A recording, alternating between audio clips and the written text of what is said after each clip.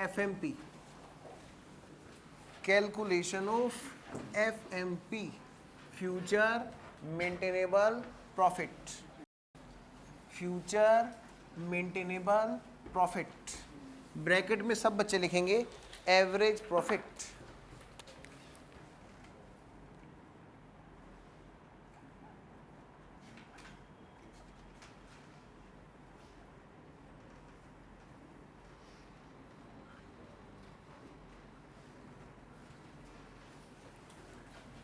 हाँ जी, step number first, adjust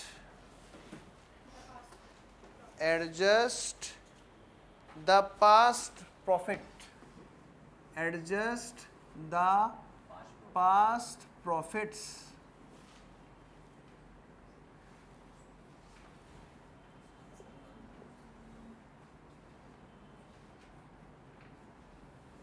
बेटा पिछले कुछ वर्षों का आपको प्रॉफिट दिया होगा, पूरा लिख देता हूँ, ईयर। हो सकता है क्वेश्चन में कोई भी ईयर दे रखा हो, 2002, 2003, 2004, कोई भी ईयर दे सकता है। आपको पिछले वर्षों के प्रॉफिट दिए होंगे, नेट प्रॉफिट्स, और ये होंगे बेटा हमेशा after tax, net profit after tax. अब सब बच्चे सिर्फ समझने पे ध्यान देंगे, प्लीज उतारने के लिए प्रॉपर टाइम दूंगा बेटा, बहुत ध्यान देना है। मैं कभी भी किसी टॉपिक को ये नहीं कहता मुश्किल है, मैं इस टॉपिक के लिए बोल रहा हूं कि ये टॉपिक मुश्किल बन सकता है अगर आपने पूरा ध्यान नहीं दिया, ठीक है ना। मैं हमेशा कहता हूं हर चीज आसान है, बिल्कुल आसान है, आज कह रहा हूं प्लीज इस पे पूरा ध्यान दो, ठीक है। सुनो मेरी बात बेटा, ये पिछले ईयर्स के बेटा हमें प्रॉफिट्स दिए हुए हैं, क्वेश्चन ने हमें पिछले कुछ वर्षों के प्रॉफिट देगा हमें, और कहेगा गुडविल निकालो उस बेसिस पर। वो प्रॉफिट आए कहां से होंगे बेटा, ये जो अलग ये वाला ईयर है इसका अलग कहीं trading and profit and loss बना होगा, बोलो, और फिर ये वहां से निकल के आया होगा नेट प्रॉफिट, वहां से इन्होंने हमें बताया होगा। इसी तरह से बेटा ईयर नेक्स्ट और नेक्स्ट ईयर का उन्होंने हमें ढूंढ के बता रखा हो, बोलो है कि नहीं। और उससे पहले पता है उसमें टैक्स घटा हुआ होगा, तभी तो नेट प्रॉफिट आफ्टर टैक्स होगा। आई होप मैं आपको समझा पा रहा हूं। तो पिछले जितने भी वर्षों के उसने नेट प्रॉफिट दिए होंगे वो क्या होंगे, पिछले वर्षों के प्रॉफिट आफ्टर टैक्स हुए होंगे। एक बात और है, उन पे टैक्स जो है ना पुराने रेट से घटा होगा, जो उन वर्षों में चल रहे होंगे, 10%, 20%, 30%, जो भी है। हम फ्यूचर का प्रोजेक्शन कर रहे हैं, प्रॉफिट आफ्टर टैक्स का, कि ये बिजनेस हमें कितना प्रॉफिट आफ्टर टैक्स कमा के देगा। बात समझ रहे हो, ध्यान रखना बेटा, गुडविल बिजनेस की होती है, नाम की होती है, बिजनेस के नाम की होती है गुडविल, बिजनेस के नाम की। तो ये बिजनेस अपनी मेहनत से हमें कितना सही प्रॉफिट कमा के देने वाला है, अपनी मेहनत का, और सही प्रॉफिट कितना कमा के देने वाला है, वो भी प्रॉफिट आफ्टर टैक्स। तो पहले बेटा पुराने वाले जो प्रॉफिट्स हैं वो आफ्टर टैक्स जो दे रखे हैं उनमें टैक्स घटा हुआ है पुराने रेट से, तो हम पहले उसमें से टैक्स का इफेक्ट हटाएंगे, उनको लेके आएंगे बिफोर टैक्स पर। बोलो बात समझ में आ रही है। फिर जाके कहीं हम एवरेज करके फ्यूचर का निकालेंगे, फिर फ्यूचर वाले रेट से टैक्स घटा करके तब जानेंगे फ्यूचर में आफ्टर टैक्स क्या हमें प्रॉफिट कमा के देने वाला है। मेरी बात समझ गए ना। तो मैं जो आपको समझाना चाहता हूं वो क्या बात है कि पिछले वर्षों का अगर नेट प्रॉफिट आफ्टर टैक्स दिया हुआ है और क्वेश्चन ने आपको पिछले वर्ष में कितना टैक्स घटाया है ये बताया हुआ है, तो आप क्या करोगे, वो टैक्स एड बैक कर दोगे to find out the old profits before tax, to find out the old profits before tax, plus tax जो कि डिडक्टेड है, डिडक्टेड, ठीक है भाई। इसके बाद में क्या निकल गया, उन वर्षों का प्रॉफिट बिफोर टैक्स, उन वर्षों के प्रॉफिट बिफोर टैक्स। बेटा कोई चीज अगर एग्जाम में नहीं आती है या आपके स्टडी में नहीं दी जाती है न्यूमेरिकल वाइज, तो इसका मतलब ये नहीं है कि वो हम उस चीज को इग्नोर कर दे। अब मैं आपको बताता हूं बेटा, ये आपको मोस्टली 100% क्वेश्चंस में नहीं मिलेगा सीबीटी लेवल पर, लेकिन इसका मतलब ये नहीं है कि आप कॉन्सेप्ट को ना पढ़े, कॉन्सेप्ट वहां साफ साफ लिखा है, नेट प्रॉफिट बिफोर टैक्स। बात समझ रहे हो। किसी भी इलस्ट्रेशन में, किसी भी क्वेश्चन में, किसी भी एमटीपी में, किसी भी स्कैनर में ये बात नहीं न्यूमेरिकल वाइज नहीं कवर की गई है, ठीक है ना, लेकिन कॉन्सेप्ट है आपके सीबीटी में, तो इसलिए मेरे को समझाना था। बात समझ में आएगी सब बच्चों के? तो एग्जाम में शायद ही देखने को मिले, पर हो सकता है हमारा ही वो अटेम्प्ट हो जिसमें क्वेश्चन का ट्रेंड इस तरह चेंज हो जाए, ठीक है ना, बी रेडी फॉर दैट। तो निकल गए जी पुराने वर्षों के प्रॉफिट बिफोर टैक्स जो उस बिजनेस ने बिजनेस के मालिक को कमा कर दिए थे। बात समझ में आ गई? अच्छा, तो ये जो वर्ड है एडजस्ट कर दो, एडजस्ट द प्रॉफिट, ये कहना क्या चाहते हैं, बिजनेस तुमने अपनी मेहनत से समझते हो, मतलब बिजनेस करके, बिजनेस से, जो उस बिजनेस का मेन काम है, मेहनत से और करेक्ट प्रॉफिट क्या कमाया। बेटा ये इस स्टेप में हमें ये ढूंढना है, बिजनेस तुमने अपनी मेहनत से और करेक्ट प्रॉफिट क्या कमाए हैं, क्या करेक्ट प्रॉफिट्स क्या कमाए हैं पास्ट में। बेटा सोचो जरा, आप किसी बिजनेस को खरीदने जा रहे हो और आप क्या देखोगे, ये बिजनेस कैसा है, ये बिजनेस प्रॉफिट देता है कि नहीं देता है, तभी तो खरीदोगे ना। ये बिजनेस कैसा है, ये प्रॉफिट देता है कि नहीं देता है, तो आप क्या देखो बेटा, सपोज करो उसका ट्रेडिंग परफॉर्मेंस आपने उठाया देखने के लिए, आपने देखा ग्रोस प्रॉफिट नहीं ग्रोस लॉस आ रहा है, ग्रोस प्रॉफिट नहीं ग्रोस लॉस आ रहा है। कॉस्ट तो लगती है बिजनेस में लेकिन सेल होती नहीं, सेल होती नहीं, ग्रोस लॉस आ रहा है। कितने रुपए का मान लिया, 1000, मान लिया 1 लाख रुपए का ग्रोस लॉस आ रहा है सपोज कीजिए, और वहीं पर उन्होंने अपना पैसा कहीं इन्वेस्ट कर रखा है, वहां से इंटरेस्ट आ रहा है जी 20 लाख रुपए का, interest on investment, interest on investment. बेटा वो इंटरेस्ट ऑन इन्वेस्टमेंट भी तो प्रॉफिट लॉस में जाएगा ना, बोलो, और वो जाएगा प्रॉफिट लॉस के क्रेडिट साइड में, वहीं ग्रोस लॉस इधर आएगा। बेटा तो देखने में तो लगेगा 19 लाख का नेट प्रॉफिट है, बिजनेस तो खूब कमा रहा है, लेकिन क्या वो बिजनेस की अपनी मेहनत का है, बोलो, बात समझ रहे हो भाई। वो तो उन्होंने इन्वेस्ट कर रखा है, उससे इंटरेस्ट आ रहा है, वो तो उन्होंने इन्वेस्ट कर रखा है, उससे रिटर्न आ रही है। बिजनेस ने क्या किया, जिस बिजनेस को हम खरीदेंगे उसने क्या कर रखा है परफॉर्मेंस, हम उसी को तो देख के खरीदेंगे ना बेटा। तो यहां पर हमें इस स्टेप में वही प्रॉफिट ढूंढने हैं, वही प्रॉफिट ढूंढने हैं। तो हम ऐसी चीजों को प्रॉफिट एंड लॉस से हटा देंगे और तब देखेंगे कि वो नेट प्रॉफिट उस बिजनेस का खुद की मेहनत का कितना है। यानी अब यहां पर क्या होगा, कुछ चीजें अनइफेक्ट की जाएंगी इफ इफेक्टेड। अगर बेटा प्रॉफिट एंड लॉस के अंदर, अगर प्रॉफिट एंड लॉस के अंदर उनका इफेक्ट गया हुआ है तो इनका इफेक्ट हमें हटाना है, और तब जाके आएगा एडजस्टेड प्रॉफिट, बिजनेस की खुद की मेहनत का और सही, जिसमें रेक्टिफिकेशन की भी गुंजाइश नहीं होगी, सही प्रॉफिट। उसी के आधार पे हम एवरेज लेके फ्यूचर का मेंटेनेबल प्रॉफिट का डिसीजन लेंगे कि ये बिजनेस फ्यूचर में हमें इनका एवरेज दिया करेगा, उन गलत प्रॉफिट्स का एवरेज नहीं। बात समझ गए बेटा? रटना नहीं है, सिर्फ समझना है, सब अपने आप याद हो जाएगा। सोचो जरा, कौन कौन सी चीजें ऐसी हैं, कौन कौन सी चीजें ऐसी हैं जिनको आप हटा करके देखा करोगे उनका प्रॉफिट कितना है। बेटा सबसे पहले तो यही है, नॉन ऑपरेटिंग बोलते हैं इसको, क्या बोलते हैं, non operating profit. Non operating profit या फिर लॉस, उस बिजनेस के यहां पर पिछले वर्षों में नेट प्रॉफिट निकालने में, प्रॉफिट एंड लॉस में इंटरेस्ट ऑन इन्वेस्टमेंट आया हुआ है।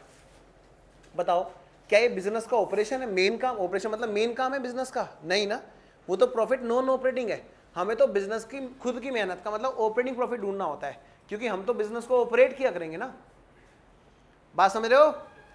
मुझे लग रहा है कुछ बच्चे ध्यान नहीं दे रहे। प्लीज बेटा बहुत सीरियस बात है इसमें। देखो क्या हमें बिजनेस की खुद की मेहनत का और सही रेक्टिफिकेशन करने के बाद सही प्रॉफिट ढूंढना है, तो क्या क्या चीजें होंगी, हम यहां से हटा देंगे जितने भी नॉन प्रॉफिट, मतलब अनइफेक्ट कर देंगे। क्या? नॉन ऑपरेटिंग आइटम्स जो जो प्रॉफिट लॉस में जा चुके हैं। फॉर एग्जाम्पल आपको मैंने एक एग्जाम्पल दिया, interest on investment, because investment is not our operation, that is not our main activity. ठीक है, और क्या हो सकता है बेटा, और सोचो जरा। फिक्स असेट्स को बेचा, छोड़ो फिक्स की बात, इन्वेस्टमेंट को हमने बेच दिया, चलो बेच दिया, बेटा उस पर प्रॉफिट या लॉस आया होगा, कहाँ गया होगा, प्रॉफिट एंड लॉस अकाउंट में। और वो जो नेट प्रॉफिट दिख रहे होंगे बेटा, वो प्रॉफिट आफ्टर इफेक्टिंग दैट दिख रहे होंगे हमें, उसमें उनका इफेक्ट गया होगा। पर बिजनेस का मेन काम ये थोड़ा ना है इन्वेस्टमेंट खरीदो बेचो खरीदो बेचो खरीदो बेचो, बिजनेस का तो कुछ और काम है। तो हमें उन प्रॉफिट और लॉस को हटाकर देखना है। बताओ बात समझ में आ रही है? पक्का? तो हमें ऐसे प्रॉफिट या लॉस को हटाकर देखना है जो इन्वेस्टमेंट की सेल पर आए हुए हैं और प्रॉफिट लॉस में गए हुए हैं, क्योंकि बिजनेस का मेन काम प्रॉफिट और लॉस जनरेट करना नहीं है इन्वेस्टमेंट बेचकर। क्लियर? आ रहा हूं, वो यहाँ पे आएगा नहीं, वो पीनल एप्रोप्रिएशन में आएगा। इनका डाउट आया सर इंटरेस्ट ऑन ड्राइंग्स हुआ तो बेटा वो पीनल एप्रोप्रिएशन की बात बताता है, वो पीनल एप्रोप्रिएशन का आइटम है। कम टू द पॉइंट, मैं ये कह रहा हूँ आगे बढ़ो। और क्या हो सकता है बेटा नॉन ऑपरेटिंग में जो आपको एग्जाम में देखने को मिल सकता है? Fix assets. Fix assets sale और परचेज करने पर जो प्रॉफिट या लॉस होगा वो भी तो प्रॉफिट लॉस में भेजा जाता है। पर हमारा कोई मेन काम है हम अपनी फिक्स असेट को खरीद बेच कर प्रॉफिट लॉस जनरेट करें? नहीं, तब तो हमारा गुड्स होता। क्लियर? तो ऐसे प्रॉफिट या लॉस जो भी चीज है उसको हटा दो। लॉस है तो घटाने के बाद नेट प्रॉफिट हमारे पास होगा, तो उसको कैसे करेंगे? उसको हटा दो। कैसे? जोड़ कर हटा देंगे, फिर ढूंढेंगे सही मायने में उस ईयर में कितने का प्रॉफिट इसका था। आई होप मैं आपको समझा पा रहा हूं।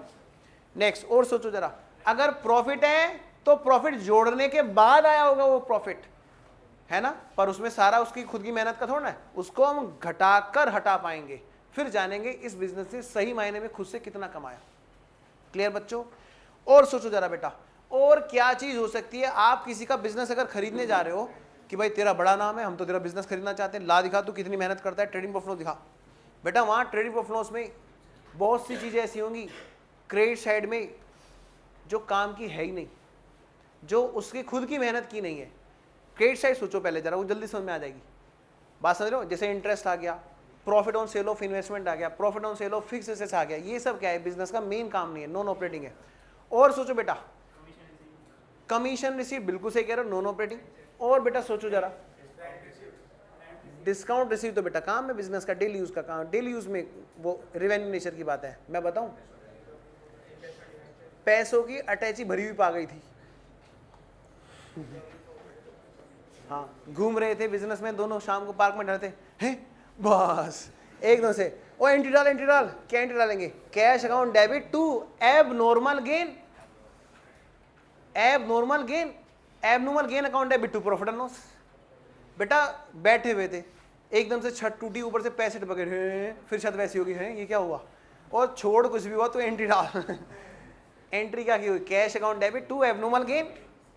आओ, ऐसा होता नहीं है, भगवान करे ऐसा हो तुम्हारे यहाँ पर मैं एक चीज बता रहा हूँ, एग्जांपल क्या है ये बेटा? एबनॉर्मली गेन, जैसे इंश्योरेंस क्लेम का मिलना, इंश्योरेंस क्लेम का मिलना, गवर्नमेंट से ग्रांट मिलना, गवर्नमेंट से सब्सिडी मिलना, जो रोज रोज की बात नहीं है।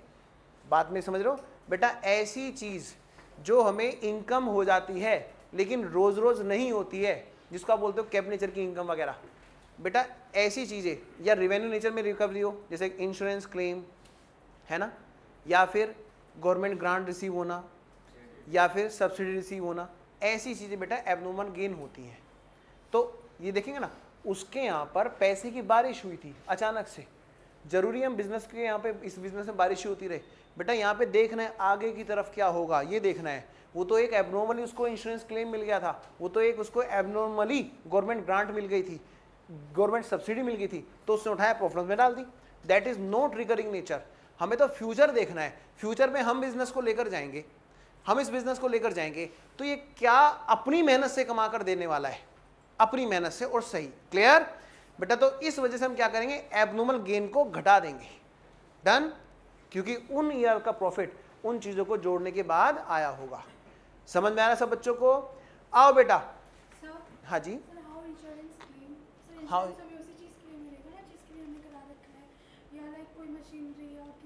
बिल्कुल बेटा, मैं बताता हूँ बेटा। इंश्योरेंस क्लेम याद करो बेटा, जो हमने एडजस्टमेंट्स की थी फाइनल अकाउंट की, वहां पर हमने क्या कहता है? Insurance company debit to insurance claim income, या बैंक अकाउंट अगर मिल गया था तो bank account debit to insurance claim income. अगली एंट्री क्या पास की थी हमने? Insurance claim account debit to profit and loss. Clear बेटा? तो हमने क्या किया था? उस इनकम को प्रॉफिट लॉस में डाल दिया था। तो इंश्योरेंस क्लेम मिलना बेटा रोज रोज की बात नहीं और बिजनेस का मेन काम नहीं है, इसलिए हम उसको हटा कर देखेंगे, क्योंकि वो तो आग लगी थी तो ठीक है मिल गया था, फ्यूचर में हम आग लगा के इंश्योरेंस क्लेम थोड़ा ले करेंगे, और वो हमारा नॉर्मल काम नहीं होगा, बिजनेस का मेन काम नहीं होगा। बेटा समझ में आ गया? बेटा प्रॉफिट में दिखाते हैं, हाँ नहीं वो प्रॉफिट नहीं है बेटा, बिल्कुल नहीं है, प्रॉफिट है बिल्कुल नहीं है, लेकिन प्रॉफिट के क्रेडिट साइड में होता है ना, और नेट प्रॉफिट में जुड़ा हुआ होता है ना, इस वजह से मैं कह रहा हूँ। बिल्कुल सही कह रहे हैं, यही तो मैं सुनना चाहता हूँ कि सर वो हमारा प्रॉफिट ही नहीं है। हाँ भाई यही तो मैं सुनना चाहता हूँ कि हाँ सर वो हमारा प्रॉफिट ही नहीं है, यही मैं सुना रहा हूँ आपको कि बेटा वो आपके बिजनेस का मेन प्रॉफिट नहीं है। आपको बिजनेस कोई खरीदना है तो आपको देखना है कि ये बिजनेस क्या है जो जनरेट करता है। क्लियर बेटा? और सोचो बेटा, अब आते हैं डेबिट साइड में। एब नॉर्मल लॉस नहीं हो सकता, लॉस बाय फायर। तेरे आग लग गई, जरूरी मेरे यहां लगा करे, यानी उस वर्ष का प्रॉफिट, जिस वर्ष नेट प्रॉफिट आया है आग का लॉस घटाने के बाद, तो मैं देखूंगा उस वर्ष इस बिजनेस ने अपनी मेहनत से क्या कमाया था। वो तो आग लग गई एक नॉर्मल नहीं बात है, एबनॉर्मल बात है। ये फ्यूचर में बिना आके तो रहेगा, हम यही तो मान के चलते हैं। ये थोड़ा ना तुम यहाँ पे आते हो कहते हो आग लग गई तो भाई प्रोटेक्शन लेके आओ, ऐसा थोड़ा ना कुछ होता है। वो तो एक एबनॉर्मल बात होती है, एकदम एबनॉर्मल बात। आप हमेशा नॉर्मल चीज लेके चलते हो। आप कभी गए हो जैसे एडमिशन लेने, सर हाँ फीस कितनी है? 15,000। अच्छा आग लग गई तो कितनी होगी? कभी ऐसा सोचा है? आग लगने का रिस्क, मैंने कहा आग लगने से बचने के लिए आपको 3,000 फालतू देने पड़ेंगे। बताओ ऐसा कुछ हुआ है? नहीं ना। आप एक नॉर्मल चीज लेके चलते हो ना बेटा, यही काम यहाँ पे करना है। गुडविल फ्यूचर में नाम कितना देगा, पास्ट में क्या दिया, इसके आधार पे हम प्रोजेक्शन कर रहे हैं। तो पास्ट में एबनॉर्मल चीजों को हटा के देखेंगे ना। क्लियर? उस वर्ष का net profit loss by fire से घटा हुआ था, लॉस बाय थेफ्ट से घटा हुआ था, लॉस इन ट्रांजिट से घटा हुआ था। तो क्या करें, उनको वापस जोड़कर तब हम हटाकर देखेंगे। बात समझ में आ गई? तो मैं अगला पॉइंट लिख रहा हूं, हम अनइफेक्ट कर देंगे। अगर जोड़ रखा है तो घटा देंगे, अगर घटा रखा है तो जोड़ देंगे। क्या? एबनॉर्मल आइटम्स, ये कह रहे हैं लॉस। बेटा लॉस ही नहीं, गेन भी तो एक एबनॉर्मल बात है ना। हम उनको अनइफेक्ट कर देंगे। अगर इफेक्ट डाल रखा है प्रॉफिट या लॉस में। आई होप सब बच्चों को समझ में आ रहा है। नेक्स्ट और सोचो बेटा, वहां पर उन्होंने राइट ऑफ चला रखा था, एक right of preliminary expenses over the year. बात समझ में आ रही बेटा? जब बिजनेस स्टार्ट होता है प्रिलिमिनरी एक्सपेंसेस तब होते हैं। बात समझ रहे हो? यहां पर रिकंस्टिट्यूशन हो रहा है। उस टाइम पर आपने जो प्रॉफिट कमा रखे थे उनको घटाकर दिखा रखा था राइट ऑफ की वजह से। That is only dummy entry, उसमें कोई खर्चा नहीं जाता। कायदे से बिजनेस ने अपनी मेहनत से क्या कमाया, वो तो बिना राइट ऑफ के देखोगे ना। राइट ऑफ तो क्या है, ओवर द ईयर डेफर करते रहो। ए भाई जाग जा भाई, ऐसे मत करो, खड़े हो जाओ तुम। अच्छा पहले दीवार के लग के खड़े हो जाओ, ऐसे से आंखें कर रहा है डरावनी सी, खड़े हो जाओ। नींद आ रही है इसको, खड़े हो जाओ भाई। ऐसे करने से नींद नहीं उतरेगी, खड़े हो जाओ। हाँ तो मैं क्या कह रहा, सुनो मेरी बात, छोड़ो टॉपिक से हटो मत। राइट ऑफ की वजह से उन ईयर का बेटा प्रॉफिट घटा होगा, हमें क्या करना है, उनको अनइफेक्ट करके एड बैक करेंगे, तभी तो अनइफेक्ट होगा ना। तो जितने भी रिटर्न ऑफ वाले चीजें हैं, चाहे वो गुडविल रिटर्न ऑफ हो, चाहे वो कोई भी चीज रिटर्न ऑफ हो, ठीक है ना, उन चीजों को हम एड बैक कर देंगे। कैसे? जोड़कर। आई होप सब बच्चों को समझ में आया। मैं चलूँ आगे। एक मोस्ट इंपॉर्टेंट, आपको एग्जाम में अगर क्वेश्चन आया तो ये वाला पॉइंट जरूर आएगा जो मैं बताने जा रहा हूं, rectification of errors. Rectification of errors, पहले मैं वो बता दूं जो एग्जाम में पूछता है नालायक, एक ही बार पूछेगा।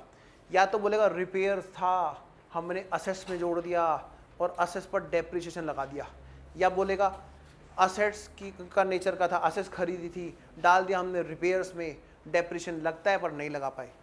बेटा एग्जाम के हिसाब से यही आएगा, ठीक है ना। क्वेश्चन में मोस्टली ये मिलेगा, पर गलती कोई भी हो सकती है, ठीक है ना। तो अपने आप को बांधेंगे नहीं, नॉलेज रखो, एग्जाम में पूछता क्या है, लेकिन बांधना नहीं है अपने आप को, कॉन्सेप्चुअली स्ट्रॉन्ग करना है। आइए पहले मैं इसी गलती को बात करता हूँ।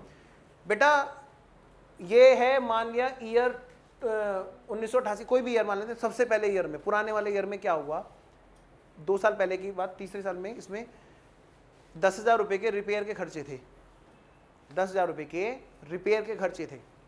और उनको क्या किया उन्होंने रिपेयर में नहीं डाला, रिपेयर में नहीं डाला। सोचना है सिर्फ बेटा, उस साल के ट्रेडिंग प्रॉफिट लॉस में क्या रिपेयर गई होगी? बोलो, सोचो और बोलो। क्या गई होगी? नहीं गई। और नहीं गई तो नेट प्रॉफिट पे कुछ असर पड़ा? क्या असर पड़ा? गुड, बढ़ गया, बढ़ गया नेट प्रॉफिट। घटाने वाला आइटम जब नहीं डाला तो घटाया नहीं खर्चा, यानी प्रॉफिट बढ़ गया। कहीं तो कहते नहीं सर कोई असर नहीं पड़ा। बहुत सीधी सी बात है बेटा, खर्चा नहीं डालोगे रेवेन्यू नेचर का तो रेवेन्यू प्रॉफिट बढ़ेगा। तो उसने वो प्रॉफिट हमें बताया, बेटा वो प्रॉफिट गलत है। ठीक है, बताओ बेटे कैसे सुधारोगे, पहले बताओ। घटा के। आपने क्या किया, मैं उसी को यहाँ पे करके दिखाता हूँ। इस ईयर में गलती थी, रिपेयर्स का खर्चा था जो रिपेयर में न डालकर फिक्स असेस में डाला। पहली बात तो रिपेयर यहां से घटनी चाहिए थी, हमने 10,000 रुपए की रिपेयर घटा दी। क्लियर? लेकिन एक और गलती थी वहां पर, बताओ क्या थी? उसको असेट्स में जोड़ दिया गया था। और सपोज कीजिए बेटा डेप्रिसिएशन का रेट 10% था उस एसेट्स पर, उसमें भी देखना है WDV के SLM था। सपोज कीजिए SLM था बेटा, जब असेट्स में उसको डाल दिया गया, या तो क्वेश्चन बता दे ईयर के मिडिल में हुआ था, स्टार्टिंग में होता तो उतने पीरियड का डेप्रिसिएशन लगाया होगा, क्योंकि रिपेयर में न डालकर उसको असेस में डाल दिया है तो उस पर 10% डेप्रिसिएशन लगाया होगा। बताओ बेटे उससे क्या असर पड़ा होगा? नेट प्रॉफिट कम हो गया होगा डेप्रिसिएशन वालों से, डेप्रिसिएशन वाले अमाउंट से। सपोज कीजिए 10,000 है बेटा, तो 10,000 जब फिक्स असेस में पहुंचा दिया तो 10% 1,000 रुपए घटा दिया ना नेट प्रॉफिट। बेटा इसी वर्ष का नेट प्रॉफिट घटा हुआ है, इसको आप कैसे ठीक करोगे? 1,000 रुपए जोड़कर। मैं बताऊं ये असेट्स अगले साल भी तो गई, इस गलती का इफेक्ट बेटा अगले वर्षों में भी आया है बिना कहे। उसने कहा सिर्फ इस साल में गलती हुई, लेकिन ये एक ऐसी गलती जो अगले साल कंटिन्यू हुई। अगले साल वही ऐसे फिक्स से ओपनिंग बैलेंस बनी होगी, फिर पूरे साल यूज हुई होगी, फिर उस पर डेप्शन लगा होगा। अगर SLM है फिर से बेटा 1,000 रुपये का डेप्शन जो घटा हुआ होगा उसको जोड़ेंगे, फिर से उसको जोड़ेंगे, 1,000 रुपये का डेप्शन घटा होगा। और अगर है वो WDV तो क्या होगा? 900, फिर क्या होगा? 810। मेरे ख्याल है सब बच्चे बात समझ चुके हैं। मैं एक बार फिर भी रिपीट करना चाहूंगा, बैठो बेटा नींद उतर के तुम्हारी। मैं ये कह रहा हूं फिक्स असेट्स में कोई खर्चा डाल दिया था तो रिपेयर का खर्चा या रेवेन्यू नेचर का, तो एक तो गलती हुई, प्रॉफिट लॉस में से वो खर्चा नहीं घटाया, घटा दो। ठीक है। दूसरी गलती वो क्योंकि फिक्स असेट्स में भेज दिया है और उस पर डेप्रिसिएशन लग गया है, मैंने मान लिया पूरे 12 महीने का लगा है, अगर मिडिल में होता तो 6 महीने का लगता वगैरह वगैरह, देखना पड़ेगा आपको क्वेश्चन टू क्वेश्चन। 1,000 लग गया, उससे घटा हुआ है उसको बढ़ा दिया। और क्योंकि वो गलती ऐसी थी, फिक्स असेट्स बैलेंस शीट में गई तो अगले साल भी कंटिन्यू हुई। बेटा क्या करें, अगले साल के खाते भी हमें अपने आप बिना कहे सही करने पड़ेंगे, डेप्रिसिएशन के अमाउंट को रिवर्स करना पड़ेगा। आई होप सब बच्चों को समझ में आ गया। आइए जरा अब मैं दूसरी गलती लेता हूँ। हाँ जी, ये नहीं जी, नहीं जी, राइट ऑफ डेप्रिसिएशन का मतलब ये होता है कि हम डेप्रिसिएशन की अलग से एंट्री करते हैं। क्लियर? राइट ऑफ जो यूज किया जाता है word mostly non cash items जो पहले खर्च कर चुके हैं, ऐसे राइट ऑफ करे जा रहे हैं, वो उस टाइप से होता है। क्या मैं चलूँ आगे? बेटा ये गलती थी जब हमने रेवेन्यू को कैपिटल नेचर का मान लिया, यही गलती रिवर्स भी तो हो सकती थी। आइए मैं आपको अमाउंट चेंज करके रिवर्स गलती समझाता हूं।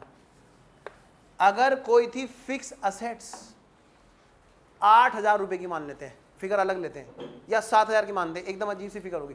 7,000 रुपए की फिक्स असेट्स थी, खरीदी थी, और क्या करते उसको रेवेन्यू नेचर के रिपेयर में डाल दिया, और अगर डलती तो 10% का डेप्शन भी लगता। बताओगे बेटे उस वर्ष सोचो जिस वर्ष ये गलती हुई, मैं गलती रिपीट बता रहा हूं आपको एग्जांपल में। असेट्स खरीदी गई थी 7,000 की, तो बैलेंस शीट में जानी चाहिए, उसको क्या कर दिया गया है? रिपेयर्स में डाल दिया गया है, रेवेन्यू नेचर के खर्चे में डाल दिया गया है। बेटा इस गलती का इफेक्ट सोचो जो हुआ है उसी को रिवर्स करना है।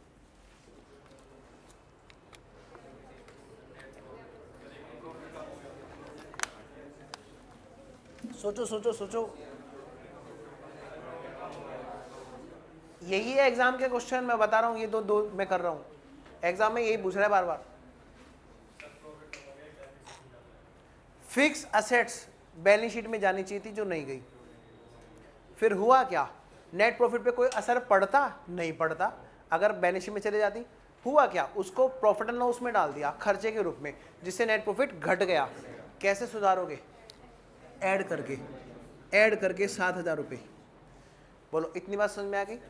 अच्छा अब दूसरा इफेक्ट देखो, बैलेंस शीट में जाना चाहिए था, नहीं गया तो जाना चाहिए था, तो उसका यहां पर डेप्रिसिएशन हर वर्ष में आना भी चाहिए था, जो नहीं आया।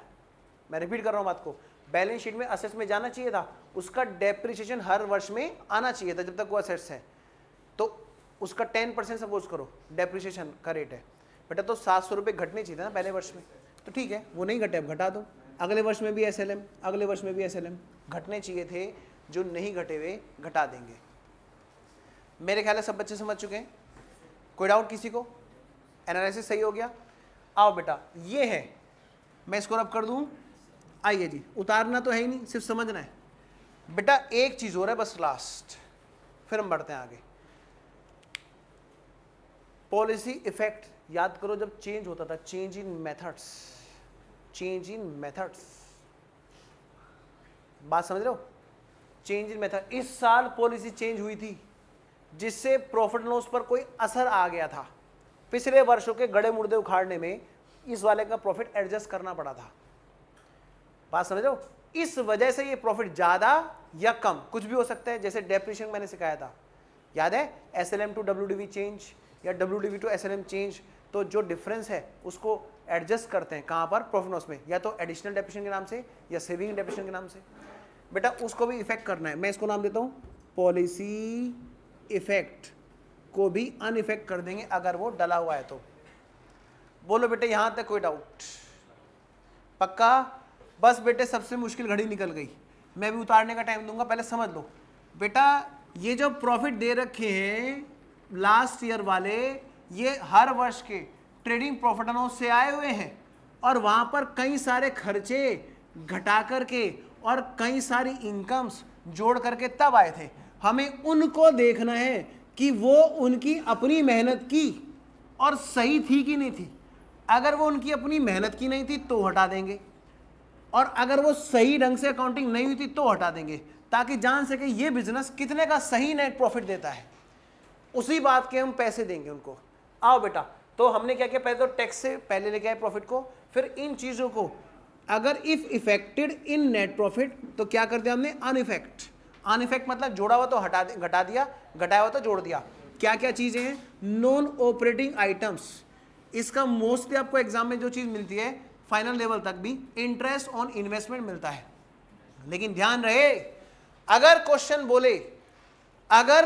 बोले कि भाई शॉर्ट टर्म इन्वेस्टमेंट थे या ट्रेड इन्वेस्टमेंट थे तो नहीं हटाएंगे। इन्वेस्टमेंट, ट्रेड इन्वेस्टमेंट, ये क्या सर? अरे हमारा काम ट्रेड का भी है, इन्वेस्टमेंट को ट्रेड करने का भी है। सिक्योरिटीज, शेयर्स, डिबेंचर्स, साइड में मैंने एक बिजनेस खोल लिया सपोज कीजिए कोचिंग के साथ साथ, जिसमें शेयर्स खरीद बेच करता हूँ, ब्रोकरिंग का काम भी करता हूँ बेटा, तो क्या होगा? That is also main part of my business, बन जाएगा ना? तब तो ट्रेडिंग रहेगा, तब नहीं हटाएंगे, क्योंकि जब अगर बिजनेस किसी को सेल करें तो दोनों बिजनेस जाएंगे। तो अगर क्वेश्चन में लिखा है ट्रेड इन्वेस्टमेंट तो नहीं, अगर लिखा है सिर्फ इन्वेस्टमेंट तो हम मानेंगे वो नॉन ट्रेड इन्वेस्टमेंट है, और उनका इंटरेस्ट या उनसे जो भी इनकम आ रही है वो हटाएंगे।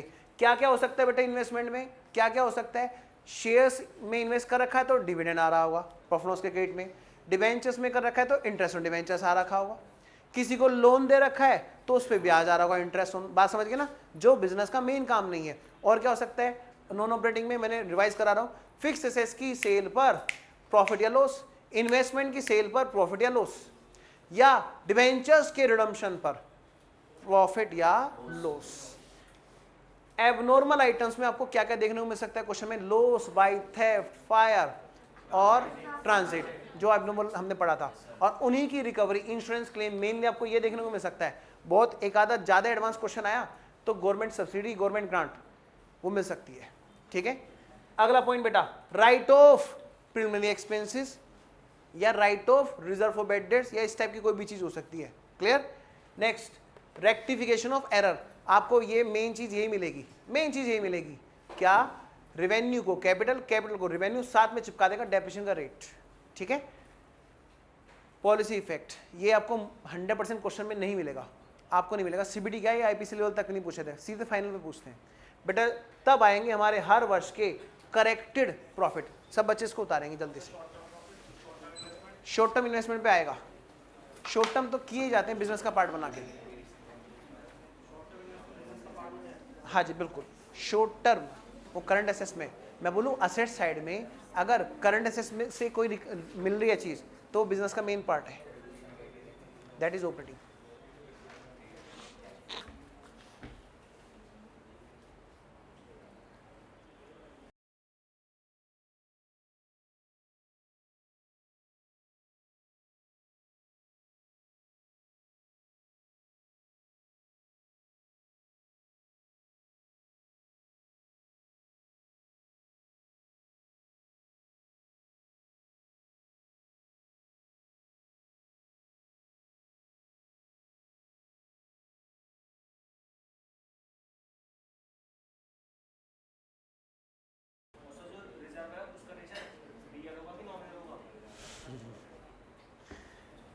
भाई एक बहुत इंपॉर्टेंट डाउट है, लेकिन यहाँ पर पूछ रहे हो आप, बहुत गलत जगह पूछ रहे हो, ठीक है ना, पर मैं बता देता हूँ सर, एक मिनट के लिए भाई रुक लो। इन्होंने पूछ लिया पर ये डाउट बहुत ज़्यादा फेमस है।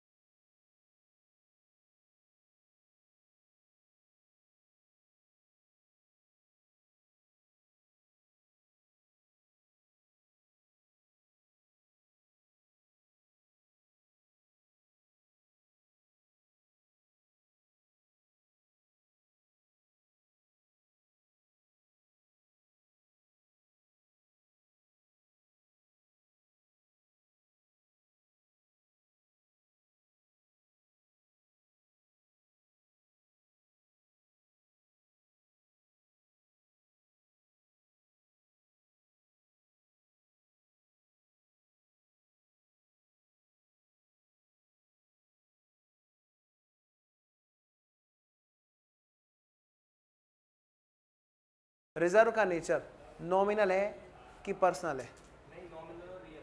नॉमिनल और रियल। मैं कह रहा हूँ मुझे नहीं पता स्कैनर क्या दे रहा है। क्वेश्चन जो आ सकता है नॉमिनल, देखो रियल तो हो ही नहीं सकता किसी कीमत पे, एसेट साइड में नहीं है ना, है तो लायबिलिटी साइड में।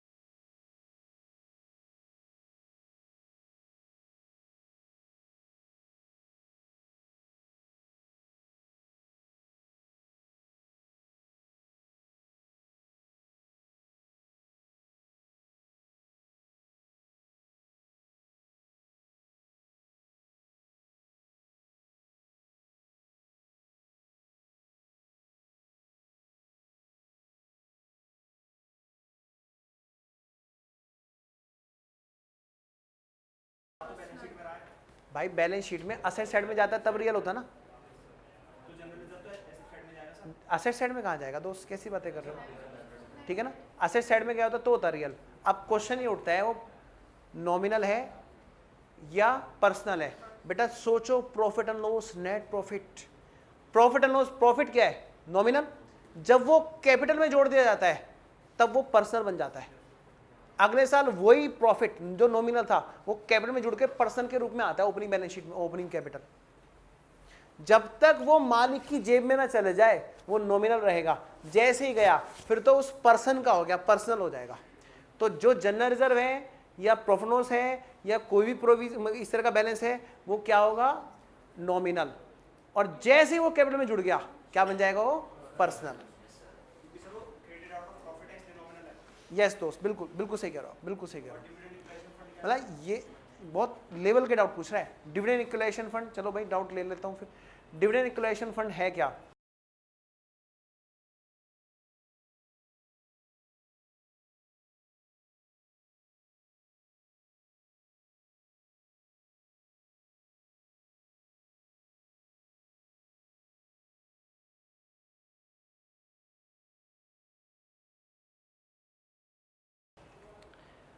इसे उतार लो पहले यार, लंबा टॉपिक हट जाएगा, प्लीज इसको उतारो, टॉपिक से हट जाएंगे हम लोग।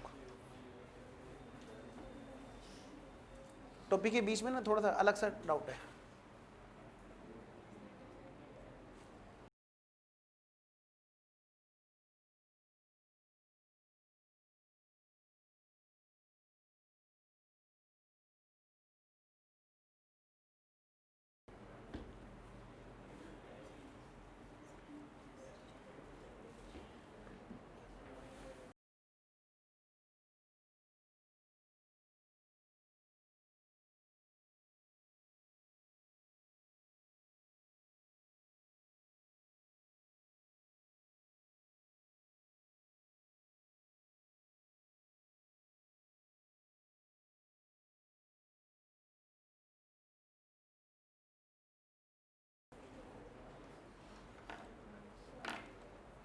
हाँ बेटा, डिबेंचर्स क्या होते हैं बेटा? घर जमाई होते हैं, तो मैं सही बताऊँ। डिबेंचर्स वो होता है ना, जैसे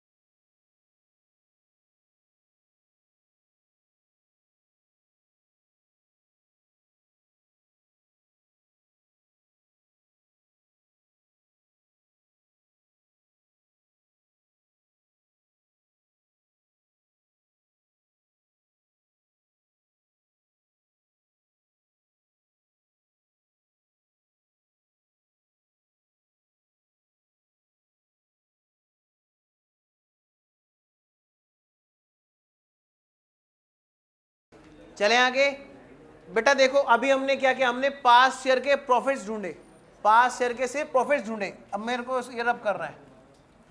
आइए, पिछले वर्षों के प्रॉफिट्स को ढूंढा। अब बात आती है बेटा स्टेप नंबर 2 की। स्टेप नंबर 2 की, ये मैं इन ईयर को कोई नाम दे देता हूं, 1988, 1989, 1990, और इनके निकल आए हैं एडजस्टेड प्रॉफिट्स। एडजस्टेड प्रॉफिट्स जो कहना चाहते हैं बिजनेस की खुद की मेहनत को सही profit. Step number 2, step number 2, average the adjusted profits. Adjusted profits बेटा अब क्या करना है, इनको बोलो एवरेज करना है। छोड़ो यार, पढ़ाई तो होती रही, तुम पहले बात निपटा लो। Average the adjusted profits. बेटा यहां पर 2 मेथड होते हैं इसके एवरेज करने के। यहां पर 2 मेथड होते हैं बेटा एवरेज करने के। एक होता है सिंपल एवरेज मेथड, एक होता है वेटेड एवरेज मेथड।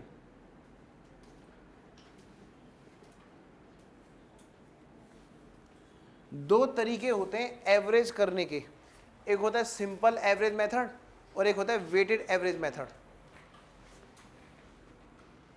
इसके लिए हमें कुछ चीज देखनी होती है बेटा, कब लगेगा सिंपल मेथड, कब लगेगा वेटेड एवरेज मेथड। इसके लिए हमें कुछ चीज है, जो सिम्टम्स होते हैं, कुछ कंडीशंस होती है जो हमें देखने होते हैं। ये जो प्रॉफिट्स है ना, ये जो प्रॉफिट्स है बेटा, इन्हीं का तो एवरेज करने जा रहे हो। इन प्रॉफिट को हमें देखना होता है। कैसे देखना होता है? इनका ट्रेंड देखना होता है। ट्रेंड मतलब बेटा इनकी दिशा देखनी होती है।